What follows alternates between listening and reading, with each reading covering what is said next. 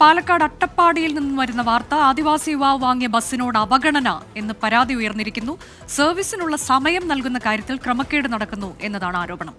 RTO നൽകിയ സമയക്രമം ഊര് നിവാസികൾക്ക് ഉപകരിക്കുന്നില്ല എന്നാണ് പരാതി.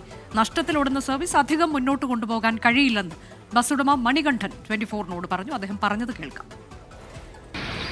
കൊടുത്ത സമയപ്രകാരം പെർമിറ്റ് യാതൊരു ഒബ്ജക്ഷൻ ഇല്ലാണ്ട് പെർമിറ്റ് പാസ്സായി. ഒബ്ജക്ഷൻ പാസ്സായി ബസ് എടുത്ത് കൊടുക്കുകയും ടൈമിംഗ് നടക്കുമ്പോൾ ടൈമിൻ്റെ ഭാഗമായി നമുക്കത് സർവീസ് നടത്താൻ പറ്റാത്ത രീതിക്കാണ് സംഭവം വന്നത്.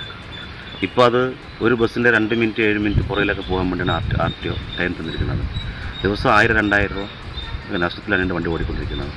ട്രാൻസ്പോർട്ട് കമ്മീഷണർക്ക് പരാതി കൊടുത്തിട്ടുണ്ട്, SCST കമ്മീഷണർക്ക് പരാതി കൊടുത്തിട്ടുണ്ട്, ഗതാഗത മന്ത്രിക്ക് പരാതി കൊടുത്തിട്ടുണ്ട്. മന്ത്രി സാർ പറഞ്ഞു ഇന്ന മേഖലയിൽ ഈ സർവീസിലേക്ക് വരുന്നത് വലിയ SCST വരുന്നത് തന്നെ വലിയ ഭാഗ്യമാണ്, അതുകൊണ്ട് അവർക്കുള്ള വളരെ നടപടി ചെയ്യണമെന്ന് പറഞ്ഞ് പുള്ളിയൊരു വാക്ക് തന്നു. ആ വാക്കിൻ്റെ അടുത്ത് ഞങ്ങൾ തിരുവനന്തപുരം തിരിച്ചു വന്നു. പക്ഷേ നമുക്ക് ഇതുവരെ നമുക്ക് നടപടി നടന്നിട്ടില്ല. നിഖിൽ പ്രമേഷ് വിശദാംശങ്ങളുമായി. നിഖിൽ, ഇപ്പോൾ ഈ യുവാവിന്റെ പരാതി എന്താണ്? ഇതിൽ RTOയുടെ ഭാഗത്തുനിന്ന് മനഃപൂർവ്വമായി ഇത്തരത്തിലേക്ക് നടപടികൾ ഉണ്ടാകുന്നു എന്നുള്ളതാണോ?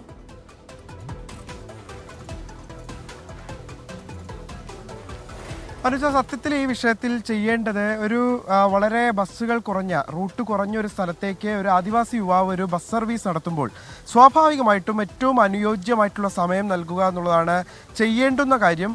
പക്ഷേ ഇതിൽ നടപ്പാക്കിയിട്ടുള്ളത് നമ്മൾ മനസ്സിലാക്കുന്നത് ഏറ്റവും അപ്രായോഗികമായിട്ടുള്ളൊരു സമയം. അവിടുത്തെ ഊര് നിവാസികൾക്കടക്കം ഒരു തരത്തിലും പ്രയോജനം ചെയ്യാത്തൊരു റൂട്ട് ഒരു സമയം തിരഞ്ഞെടുത്ത് നൽകുക. ഇതിൻ്റെ പശ്ചാത്തലത്തിൽ പലർക്കും ബസ് ഉപയോഗപ്പെടുത്താൻ കഴിയാതെ വരിക, അതിൻ്റെ ഭാഗമായി വലിയ സാമ്പത്തിക നഷ്ടം അയാൾക്കുണ്ടാവുക എന്നുള്ളതാണ് ഇവിടെ സംഭവിച്ചിട്ടുള്ളത്. ഇതിപ്പോൾ കോട്ടത്തറ മുതൽ മുള്ളി ആദിവാസി ഊരുകൾ വരെ സർവീസ് നടത്തുന്ന ഏക ബസ്സാണിത്. ഏതാണ്ട് 2 വർഷം മുൻപ് ഈ ഊര് നിവാസികളൊക്കെ ചേർന്ന് ഒരു പരാതി നൽകുകയും ഒരു നിവേദനം നൽകുകയും ഇതേ തുടർന്നാണ് ബസ് കണ്ടക്ടർ കൂടിയായിരുന്ന മണികണ്ഠൻ പിന്നീട് സ്വന്തമായി തൻ്റെ കയ്യിലുള്ള എല്ലാ സമ്പാദ്യവും ചേർത്ത് വെച്ചുകൊണ്ട് ഒരു ബസ് വാങ്ങുകയും പിന്നീട് അത് സർവീസ് നടത്തുകയും ചെയ്തത്.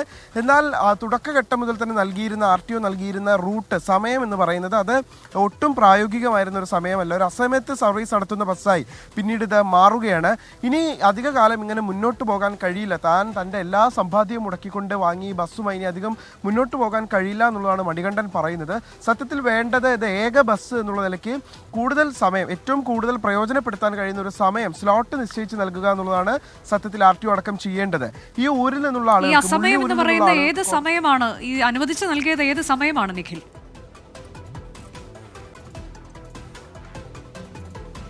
അതായത് പ്രധാനപ്പെട്ട സ്കൂൾ സമയം, അതോടൊപ്പം തന്നെ തിരികെ അവർക്ക് വീടുകളിലേക്ക് മടങ്ങാനുള്ള സമയം, ഓഫീസ് സമയം, ഇതിനൊന്നും ഈ ബസ് ഉപകാരപ്പെടാത്ത തരത്തിലുള്ള സമയങ്ങളാണ് നിശ്ചയിച്ച് നൽകിയിട്ടുള്ളത് എന്നുള്ളതാണ് മണികണ്ഠൻ പറയുന്ന പരാതി.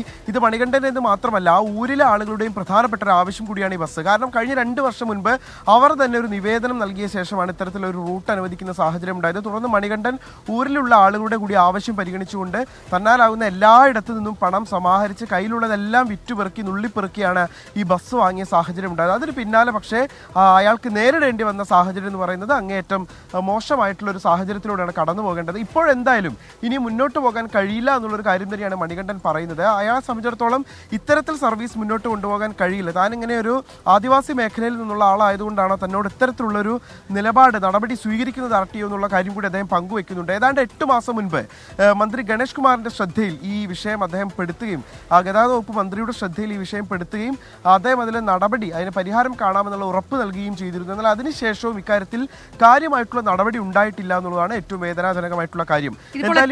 എത്ര നാളായി ഇത് തുടർന്നുകൊണ്ടിരിക്കുകയാണ്? അദ്ദേഹം ഈ ബസ് സർവീസ് തുടങ്ങിയിട്ട് എത്ര നാളായി?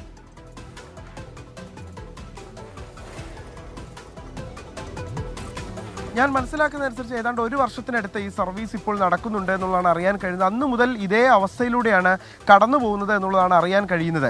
ഇത് ഒരുപക്ഷെ ഈ ഊരിലുള്ള ആളുകൾക്കൊക്കെ ഏറെ പ്രയോജനം ചെയ്യുന്ന, അവർ സാധാരണക്കാരായിട്ടുള്ള ആളുകളാണ്.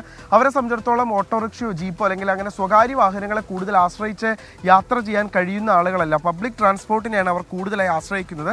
അപ്പോൾ സ്വാഭാവികമായിട്ടും അവർക്ക് ഒരു പ്രയോജനകരമായി മാറേണ്ടുന്ന ഒരു സർവീസ് ആയിരുന്നു ഇത്. പക്ഷേ അതിനെ ഏറ്റവും മോശം സമയം നൽകി, ഏറ്റവും തികഞ്ഞ അവഗണന ആ സർവീസിനോട് കാണിക്കുന്നത് കൊണ്ട് തന്നെ ഇതിനി മുന്നോട്ട് കൊണ്ടുപോകാൻ കഴിയാത്തൊരു സാഹചര്യത്തിലേക്ക് എത്തിയിരിക്കുകയാണ് ആ ബസ് ഉടമ. അയാൾ എങ്ങനെയാണ് ബസ് ഉടമയായത് എന്നുള്ള കാര്യം കൂടി നമ്മൾ ഓർക്കണം.